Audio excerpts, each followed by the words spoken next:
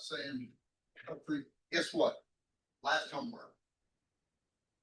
Yeah, and it will be due last day of class. So I guess essentially 2 weeks from today.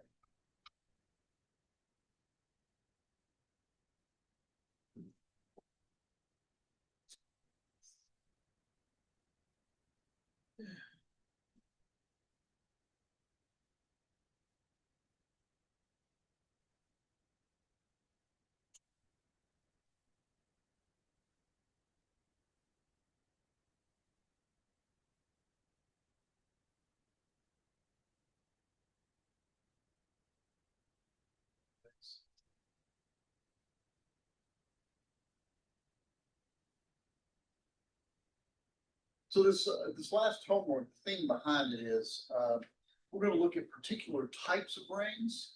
These are often called rings of algebraic integers, or at least some of the rings are rings of algebraic integers. Let D be not one, a square-free integer. So what it means for, how many of you have ever heard square-free? Ever heard that? It's a number theory term. What it means for an integer to be square-free is it's divisible by no square except for one, right? For example, 6 is square-free, -1 is square-free.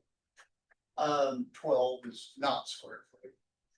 Suppose you have a square-free integer. Let's consider the set of elements Q joined with square root D.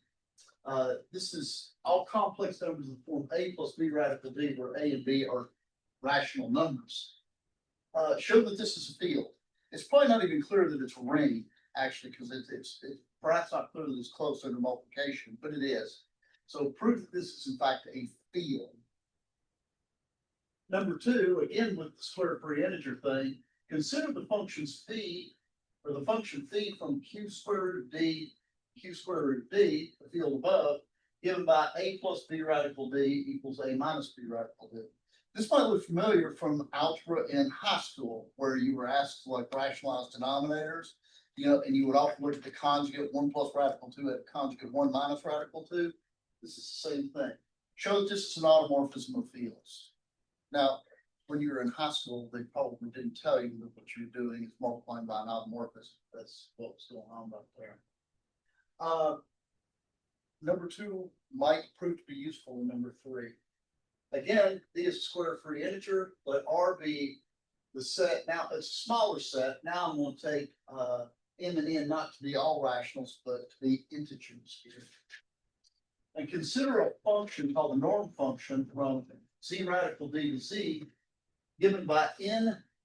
The norm of n plus n radical d is n squared minus b n squared.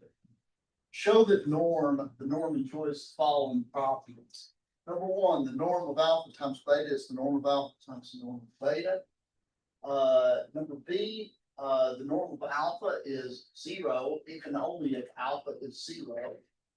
And number 3, the norm of alpha is plus or minus 1 if and only if alpha is a unit of R. That's kind of an important one as well. And like I said, problem 2 could help you greatly shorten your computations in problem 3. Number 4, consider the integral domain Z adjoined with the square root of -6, Z adjoined with the square root of -30. These are, of course, special cases of the previous. Show that there is no element in this ring that has norm plus or minus 2 or plus or minus 3. That's actually fairly easy to show. Show that Z adjoined with the square root of -6 is not a UFD. We haven't defined that yet, but we will soon. Basically, what it means to be a UFD is it has the fundamental theorem of arithmetic. That is, everything can be factored uniquely into prime elements. Find an element in this ring here that has 2 irreducible factorizations of different lengths. So you've got one irreducible factorization of length something, maybe 4, another one of length 2, something like that. And finally, let R be a PID. We introduced PIR for every ideal is principal. PID just means it's an integral domain as well. Prove the following in a principal ideal domain. Every non-zero prime ideal is maximal. and any irreducible element of R is prime. So that's due the last day of classes. Let me know if any questions come up. Or any questions now? Yes. You saw your master's defense on the test on Friday today. Okay. Yes. Yeah, that's right. I've got back-to-back master defenses at 11 o'clock and 12:30, so I will not be available until that last one is over. I do have probably a short meeting at 2, and then there's got a longer meeting at 3, but I'll be around for the math club. I'll be around for defense as well. Okay. So the last thing we were talking about is the correspondence theorem. Let me kind of repeat it for you.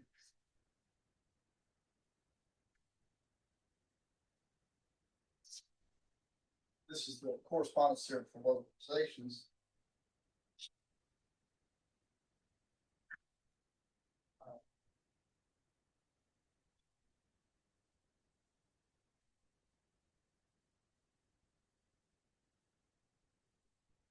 So let S be a multiplicatively closed subset of R that does not contain 0. Then there exists a one-to-one correspondence between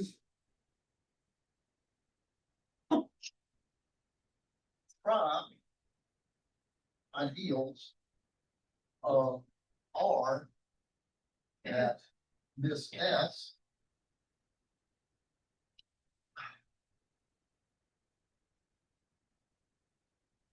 that is their intersection with S is empty, and prime ideals of R localized S. And the correspondence, what we talked about the correspondence working last time is this.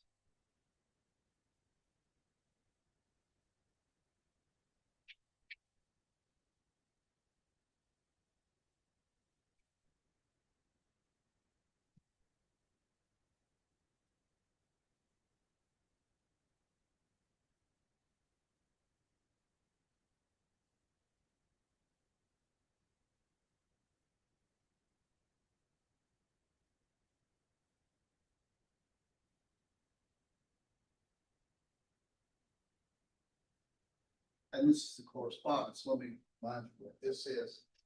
This is a set. Fractions, if you will.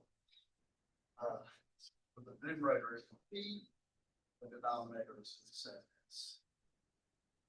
So the last time we showed, so we'll continue our sketch. I'm just going to kind of briefly finish this one up. We showed, P intersect S is empty, then ES prime. We showed that last time. Now, how do we get sort of, so given my P, it corresponds to this PS. If you start with a prime, you end with a prime, which is what we need. How do we go in reverse? What if I start with a prime of, let's let script P be a prime of S. So let's suppose that we start with a prime PS.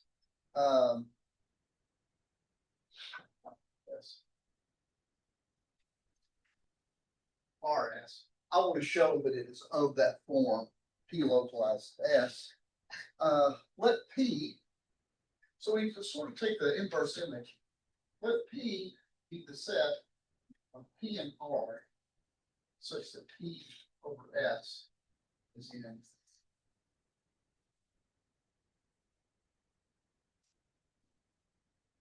So this is actually an ideal of R.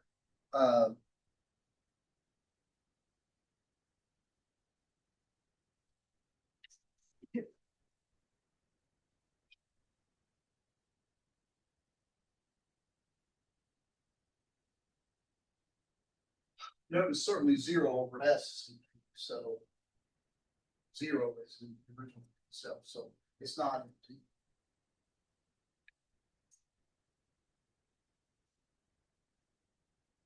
And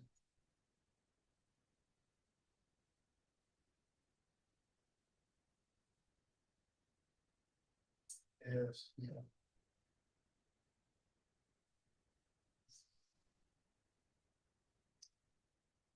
trying to agree with that.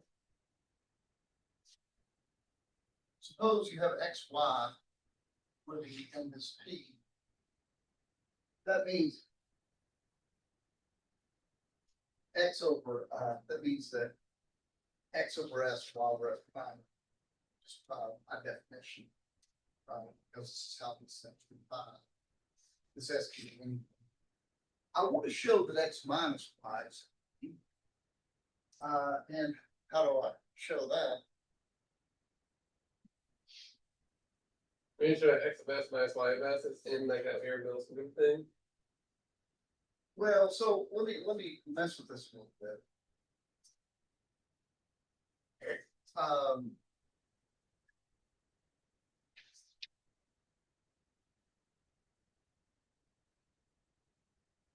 Oops.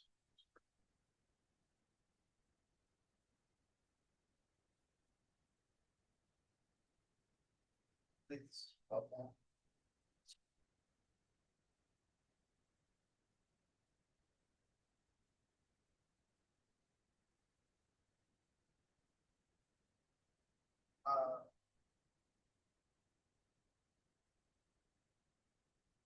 But because all I've really done is I multiply this by an element of S, which is an element of R, so that's still in there.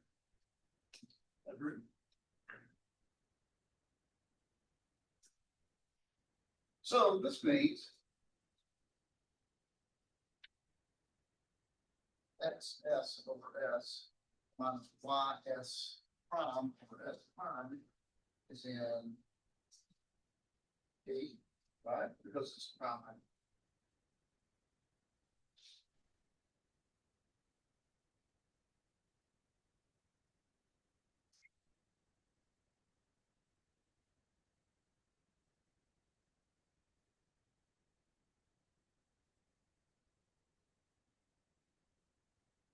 So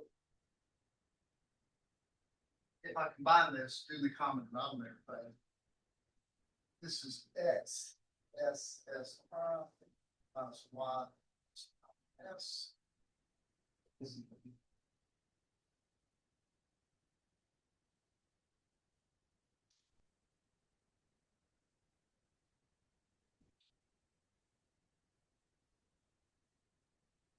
Now, of course, this means I can turn that around.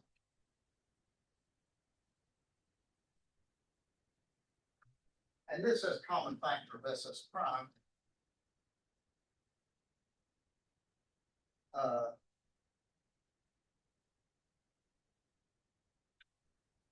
Therefore,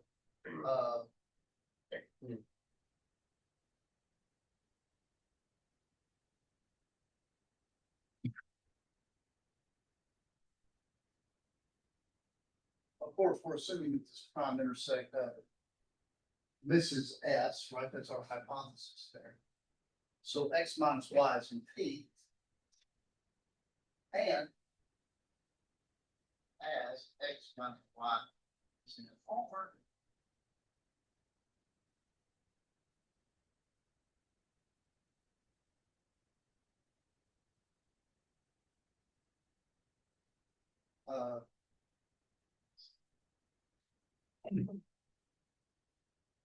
right. So the difference of these is, of course, 8. So it's also easy to show that this is vacuum cleaner. Just multiply the fraction by anything in R. So where do we go from here? Well, I'm going to prove now to you that P must be prime.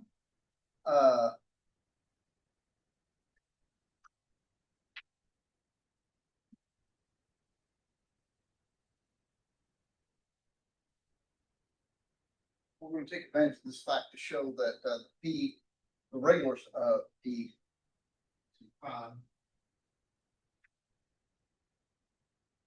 Suppose X, Y, P, here X and Y are in R. We want to show that one of those things, the product is in P. So there's an S.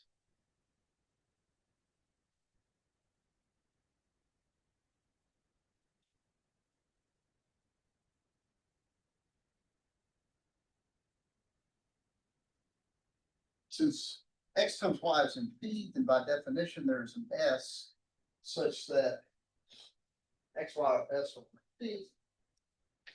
And I'm going to factor this.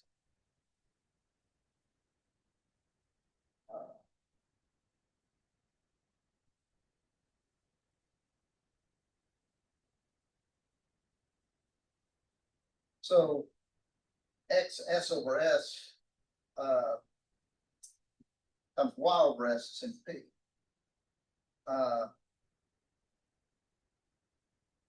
So one of these two things has to be in P because the script P is a prime ideal. So let's just take it case by case, right? Let's first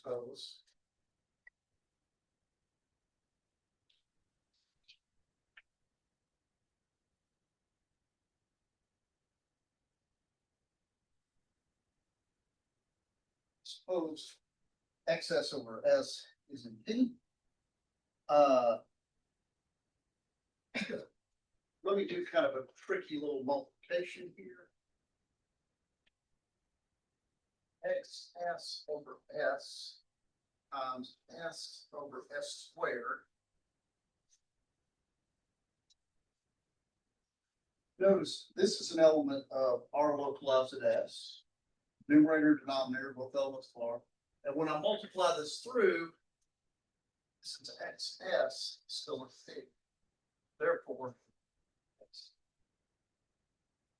so if this first factor is in script P, then the X has to be in regular.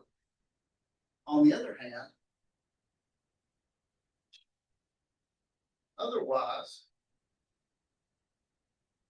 Y over S is in P, we comply otherwise by definition. Therefore, X is in P or Y is in P, and so P.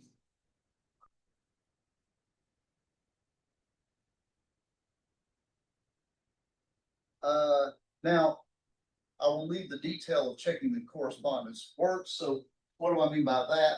When you start with the P, when you start here and you go to P localize at S, and then you use this to pull back to the P, then you get back to the original P. And if you start with script P and you look at the little lower P, and then you look at P of S, you get back to where you started. So the correspondence works. Okay. Any questions? I am going to give a very quick overview of polynomial power series. Some of this you've already done the lifting yourself because I asked you a number of questions about polynomials in particular in your homework. And I'm going to contrast that in this section with power series. Sometimes power series work very similarly, oftentimes they do not. So this is a short chapter.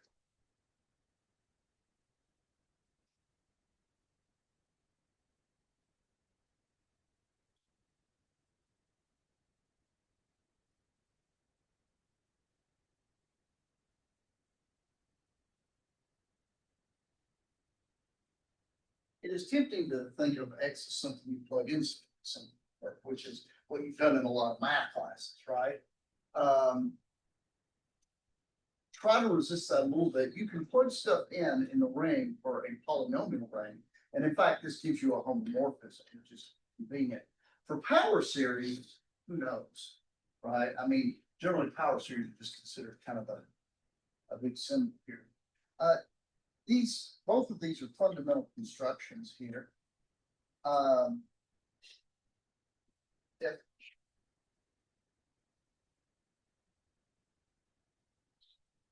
If you can do this more generally. I'm going to restrict to a meter one.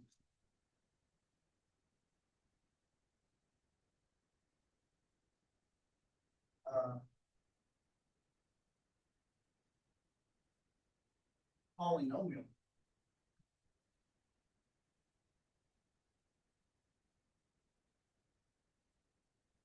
RX. Okay, I'm gonna tell you what the set is, and then I'm gonna tell you how to add and multiply.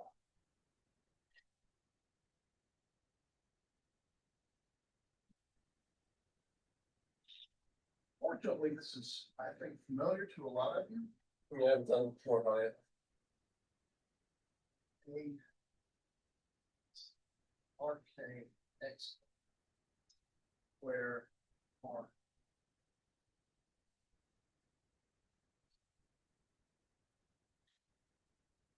So these are just like polynomials that you used to play in another math classes, right? It's just sums of multiples of powers pass.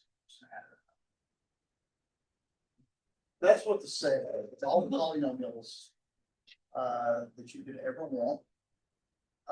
And addition is given by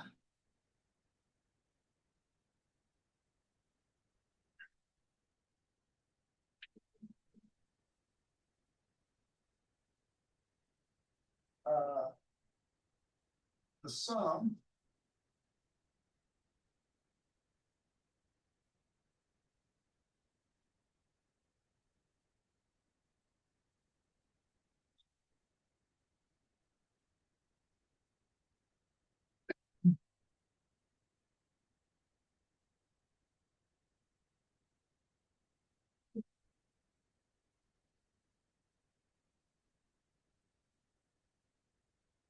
like you want, term by term. But first, I invite criticism. Anybody want to criticize my definition of addition here? Maybe I'm not being general enough. Yeah. What if it's a different number of terms? What if it's a different number of terms? I did seem to assume that, didn't I? Well, you can convert it to a different term, so maybe like the higher term is 0. Okay, and there's my uncriticism. I can do this because if there's a different number of terms, say this has only got 10 terms and this has got 15, I can take the last 5 terms on this to all to have 0 coefficients, right? So really, it looks like it should be more general, but this really is without loss. Everybody okay with that? I'm okay with it. Okay, so the next one is multiplication.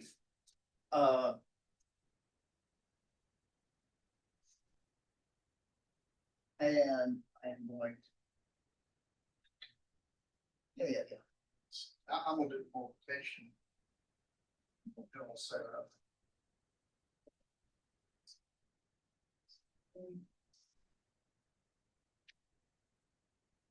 I do sum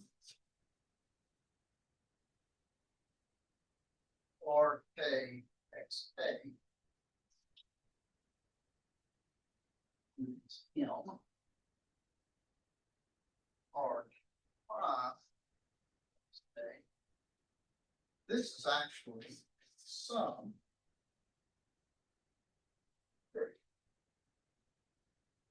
CK.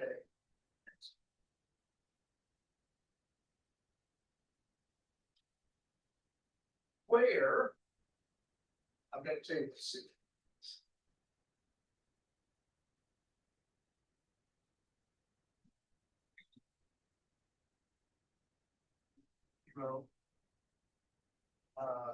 Hey,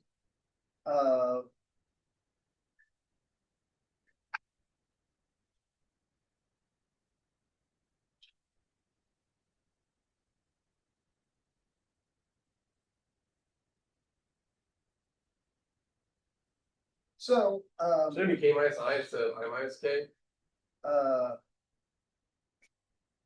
yes, of course it should be. This should be I. This should be I, and this should be A. So, this multiplication, I think, works exactly the way that you think it would. What this really means is you just kind of put things like degree together, right? So you've all seen 20 plus x cubed. 2 minus x squared plus x cubed like this. Right. The degree zero term is just the product of those two degree zero terms. So, degree one term. Well, let's see, I've got two x and there's no way I can get out of that. The degree x squared term is, I can't get an x squared out of multiple. Oh, yeah, I can. I get a minus one here. And I can't get an x squared, I can't get an x squared. X cubed. I get a plus one, minus one, plus one. All right. I actually, I think I freaked out here.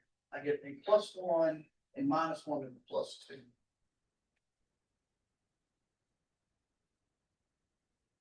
X4. Can I get an X4? Nope. Yep, 31. And I can't get another one. Can I get an X5? No, no. Yep. And the next 6, there's only one that did this. So this turns out to be 2 plus 2x minus x squared plus 2x cubed plus x4 minus x5 plus x6. So it's just the old familiar way to multiply polynomials. Definition.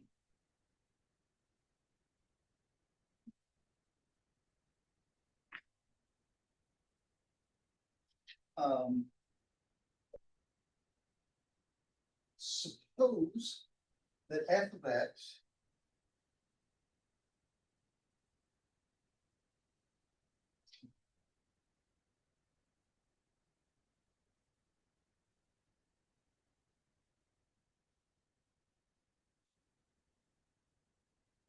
with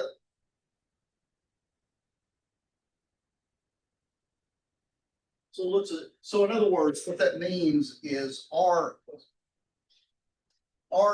is the largest multiplier of a power of x that is not zero.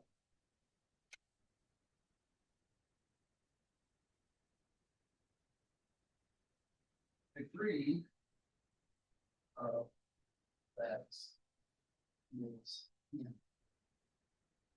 a delta ring.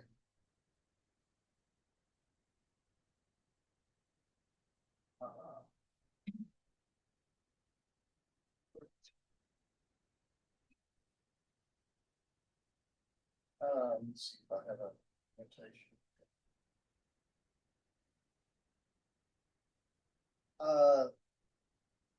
So one of two things usually happens here.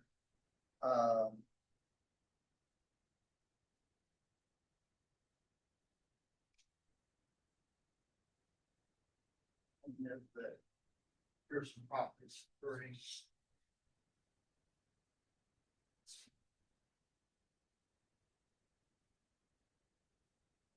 let me take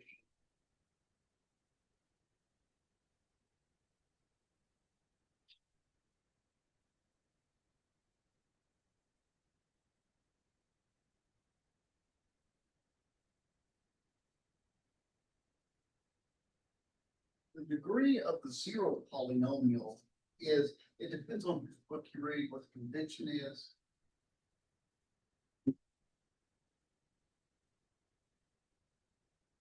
So 5 or negative dependence, depending on who you read.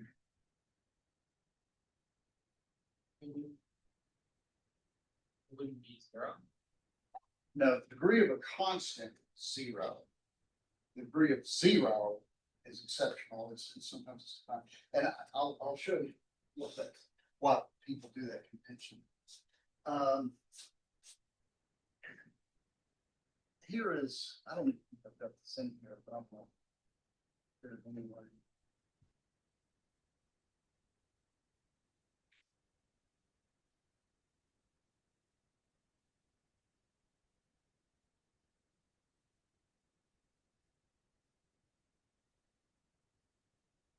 what do you suppose you can say the degree about a product of two polynomials? So you've got a polynomial degree n, you've got a polynomial degree m, what happens when you multiply?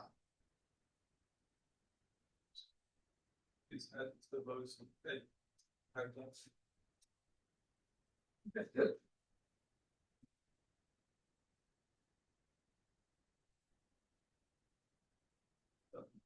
Do you expect this to be an equality? Not necessarily. Well, if and only if it's an integral to me. Well, I wouldn't say if and only Okay, if it's possible, but it is less than or equal to. What would be circumstances where it would not? I. There's insane on this.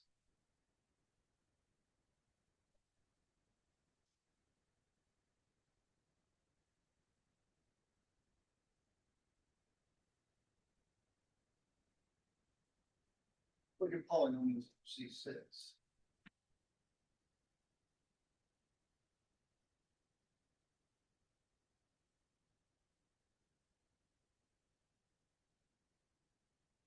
The degree of this is one, right?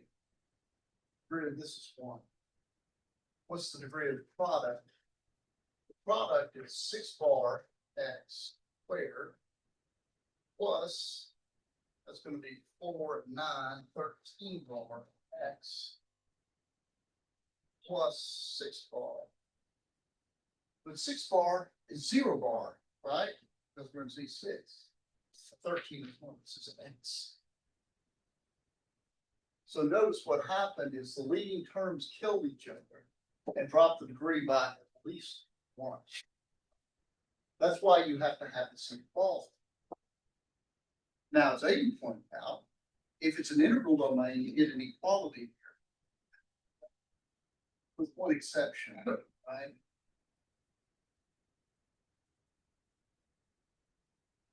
What happens if one of these polynomials is 0? Then it becomes like this thing. And that's why That's the right. So this is negative infinity, and that balances that as well.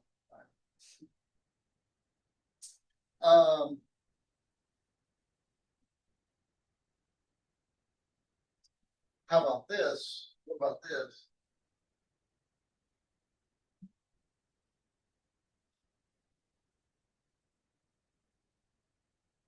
It just equals like the greatest of the two. Yeah, not always. It's about to above by the greater of the two.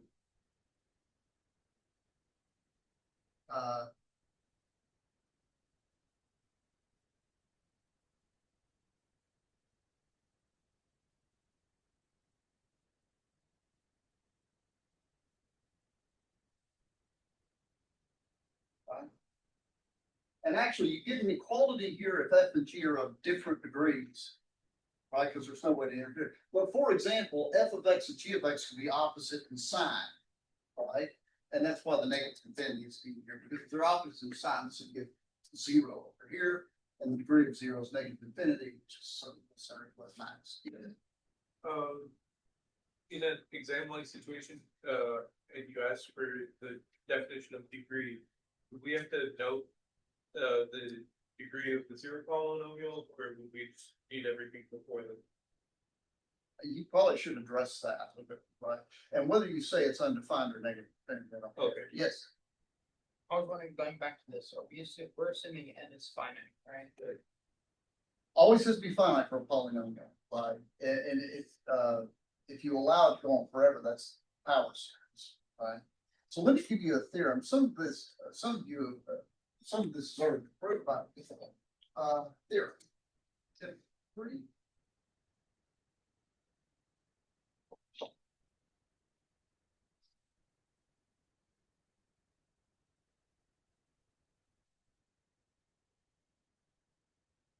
Let R be a community ring 1.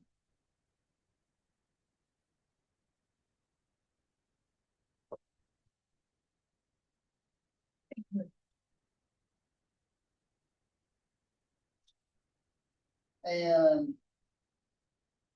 we will assume for this one that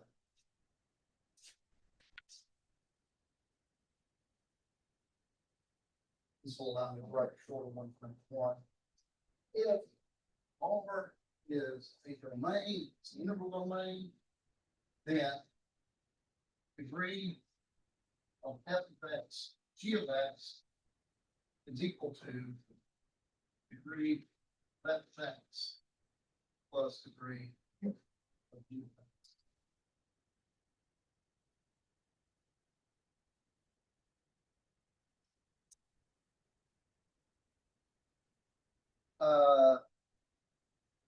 Two. R is an integral domain. It can only give Rx. If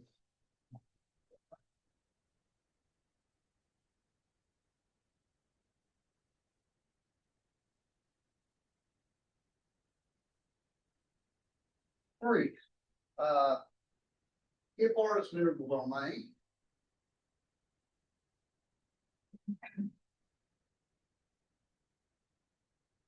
units in R are precisely equal to the units of Rx.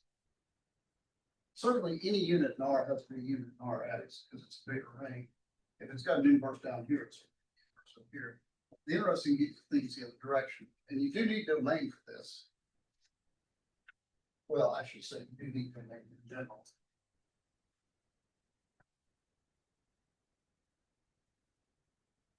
If I and R ideal, then Ix, which is just a set of all polynomials.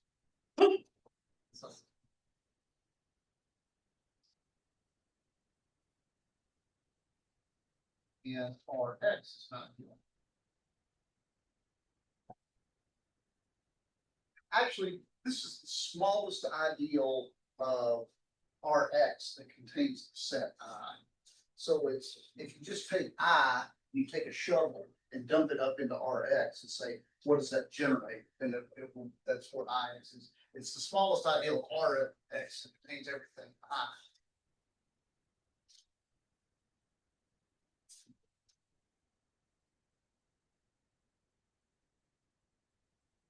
Number 5. Rx mod Ix is isomorphic to R mod I X. And Rx modulo Ix is isomorphic to R mod I.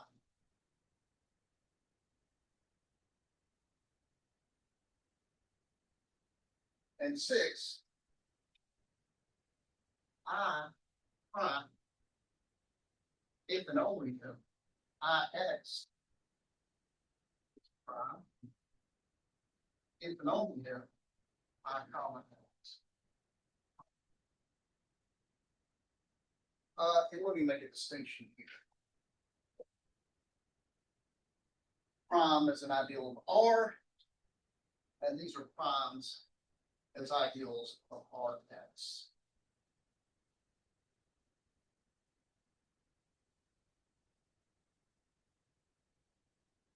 Yes.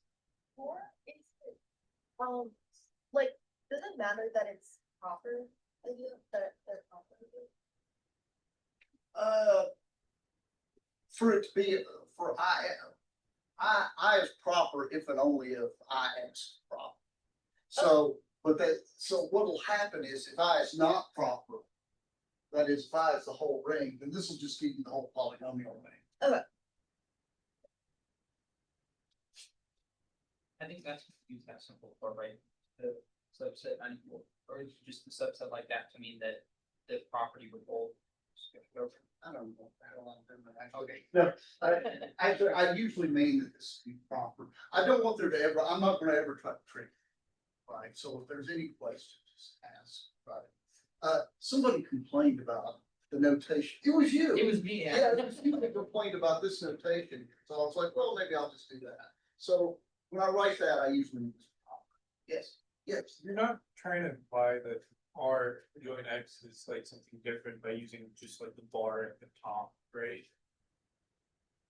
I don't quite know what you mean. Like you using like the bracket at the very end, like that's, Is this what you're? no, the thing right next to it, the R join X. The very fourth line, you see how it's like the ceiling function looking? There's the bottom of the square brackets. Yeah. Bottom, The right. bottom of the square brackets That's is hard. That's just this word. Somebody can point. So what are you talking about? I'm sorry, I don't see. what Yeah, you're- yeah, you see how it's like ceiling function instead of like an actual bracket? That's, yeah. I just. Okay, you're not Better meaning than- something okay. different, okay, No, no, just no. making sure. Okay, well, yeah, that's straight. So we now go from polynomials to power series. And power series, you know, it gives you the heebie-jeebies from 1080, right? You did all this business with conversions and so forth. We never worry about that here. Power series are just sort of infinite polynomials in a certain sense. Just like polynomials, except they go on forever, potentially. Any polynomial is a power series, the converse is true. Definition, let R be a commutative ring with identity.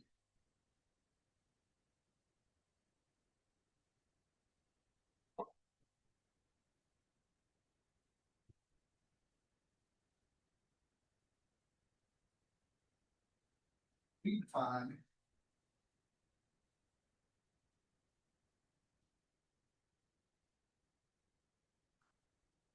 ring of one power series.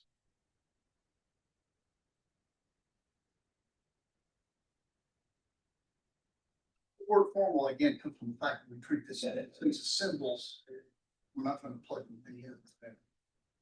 To be set.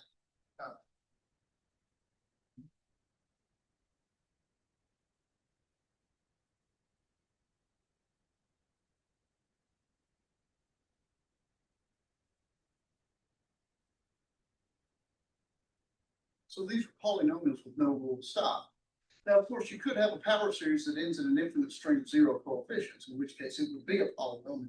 So every polynomial is contained in here, but there are many power series that are not polynomials. Let me tell you how to add and multiply, and it's essentially the same thing.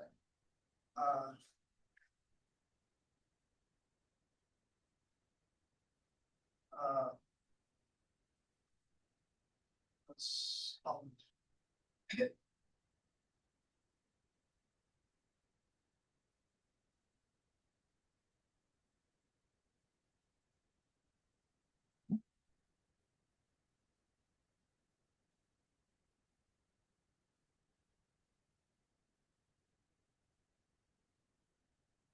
just like polynomial, right? It's just to do it forever, so to speak. And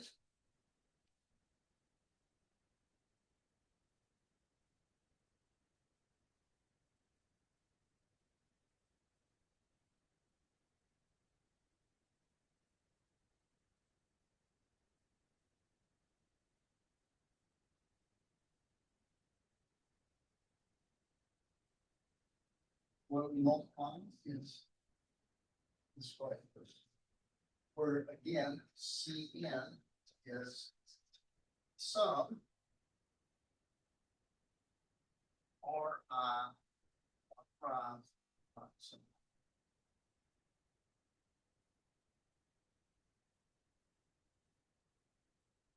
I mean, key on it. I mean, wait, there it is. Or,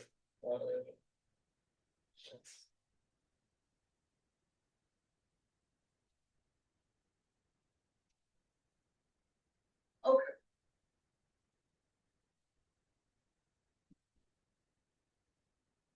Let me ask you a question before I start this theorem, just for fun. Think about what's coming.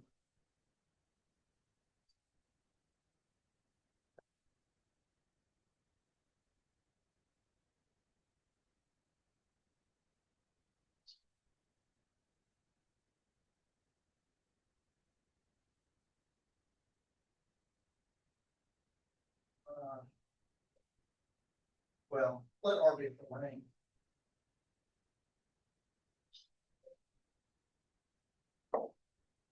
polynomial one minus x, which you can find in any friendly polynomial. It is not a unit. Right? And suppose you can multiply by some other polynomial and you get one. I suppose you can find some other magic polynomial f of x, and f of x times one minus x is one. Somebody tell me what's wrong with that. Why can this not be done?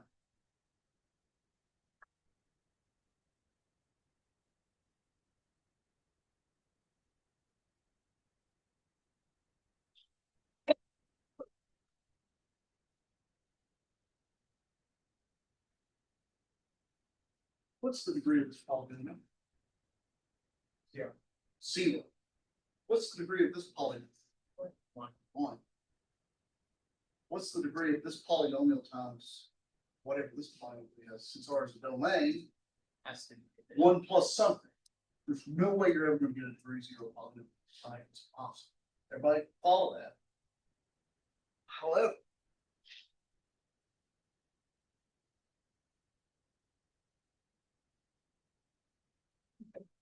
it is you out. Anybody see what its inverse is?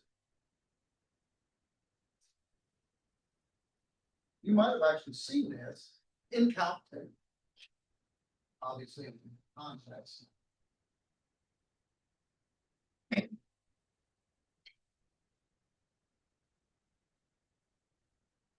Probably what you saw in Calc 2 at one point is this thing right here is the Maclaurin series for 1 over 1 minus x. Anybody remember doing that? And that's essentially what that means right there. Here we're not worried about plugging anything, it's just a formal system. And what happens is, since you go on forever, every term in degree bigger than or equal to 1 cancels out and it's gone. So there's something different that goes on with power series in some cases. Let me give you this last theorem here. We discuss a little bit next time. Yes. So in the power series example, is the one minus x is just a regular polynomial, but then the like one next to it is the power series. Well, actually, technically, they're both power series. It's just 1 minus x is a little stubby, right? I mean, it's just a very short power series. Oh.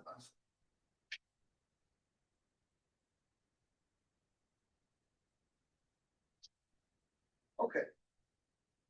So here's kind of the companion theorem for power series.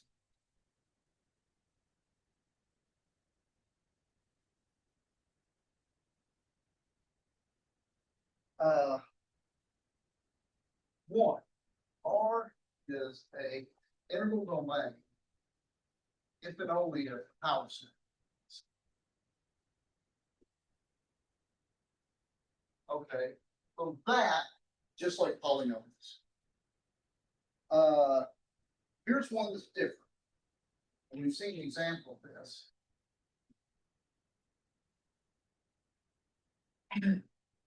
The units of power series is every power series of this form.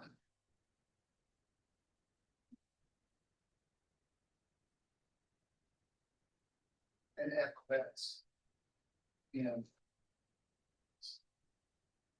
so what this means is any power series that has constant term a unit is always a unit. And in fact, it's characterized. So in particular, any power series that starts with a 1, always a unit. Right?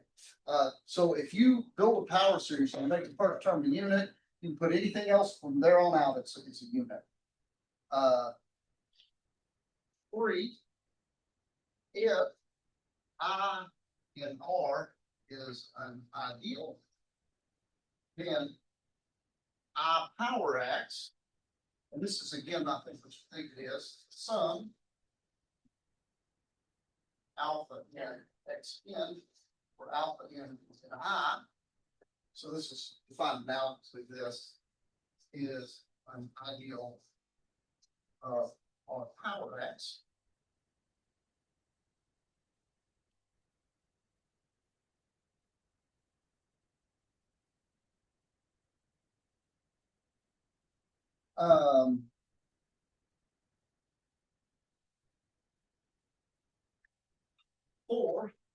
if I R is an ideal, then R power X mod I power X isomorphic R mod I power X. So this looks exactly analogous to the polynomial theorem. And same.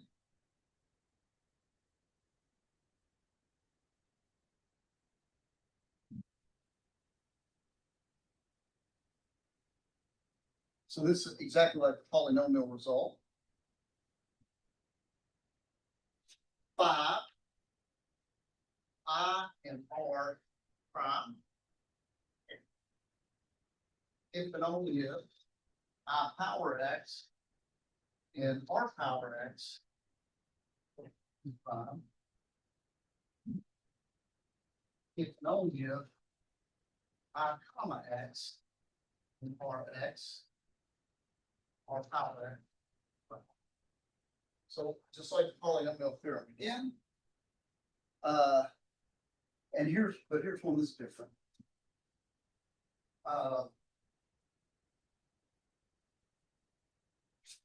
M and R is maximum. If and only if M comma X